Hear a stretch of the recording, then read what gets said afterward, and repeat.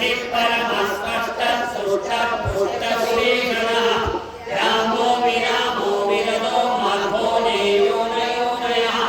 वीरशक्तिमधां श्रेष्ठो धर्मो धर्मविदुत्तमः वैकुण्ठः पुरुषः प्राणः प्राणवः प्रणवः पुरुः हिरण्यगर्भः शत्रुघ्नो व्याप्तो वायुरदोक्षजः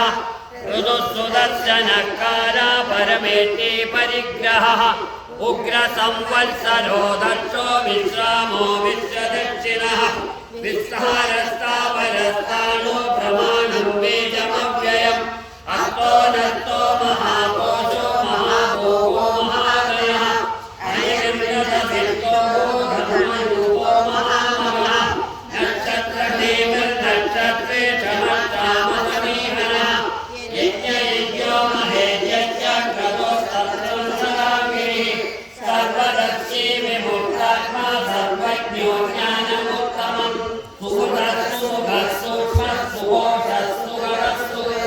मनोहरो जितक्रोधो वीरबाहुर्विहारणः स्वापनस्य वशोऽयामी नैकात्मा नैककर्मकृत् वत्सलो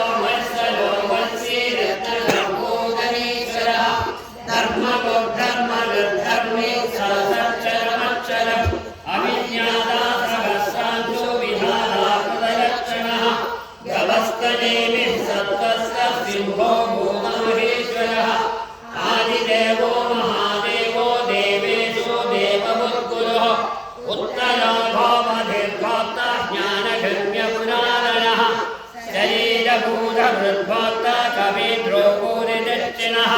सोमभौष्मतपः सोमा पुरुजित्पुरुषोत्तमः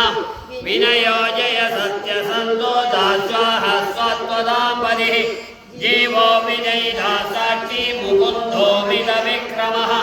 अम्भोटिनिरनन्दात्मा महोदधिशयोत्तरः अजो महाव्यः स्वाभाव्यो जिहा मित्रप्रमोदनः आनन्दो नन्दनो नन्दा सत्यधर्मादिविक्रमः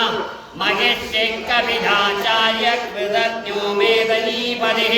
त्रिपद